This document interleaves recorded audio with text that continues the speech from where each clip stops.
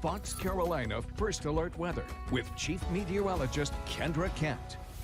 Well, we are looking ahead to a pleasant Friday. It's going to be a nice start in the 60s. We'll warm into the 70s by 10 o'clock. And then the afternoon, not so much feeling like fall, that's for sure. Mid 80s on the way. 85 for Spartanburg, 84 in Greenville, 81 in Asheville, and 88 in Toccoa. If you're heading to a high school football game, temperatures will be pretty warm to start as you're getting there, but then getting comfortable into the evening as we drop into the 70s. But, not that cool football feel that many of us are hoping for this time of year.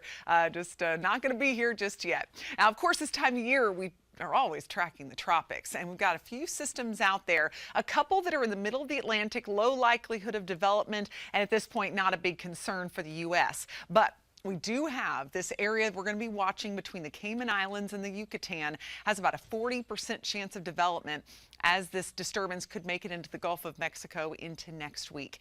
This one has our attention because of the fact that often Gulf storms impact us more than even the ones that approach from the East Coast. So watch what happens over time. Notice the time above my head. We're going way out here. Wednesday into Thursday of next week, a week from today, we're expecting to have this system in the Gulf of Mexico trying to get organized. And then will it head toward Louisiana? Will it head toward Florida? It'll be all about the upper level flow. What's going to pick the system up and either pull it to the northeast or pull it due north or possibly even toward the northwest. So a lot to be determined at this point, but just something that we're going to be watching, and we'll give you that first alert once we can get a better feel for where that system's going to be headed. But our next big thing really is the start of fall. We're going to be looking at temperatures in the mid 60s to start the day on Sunday, which will be the first day of fall, but 89 degrees. I mean, just classic South Carolina, isn't it? To have the first day of fall feel every bit like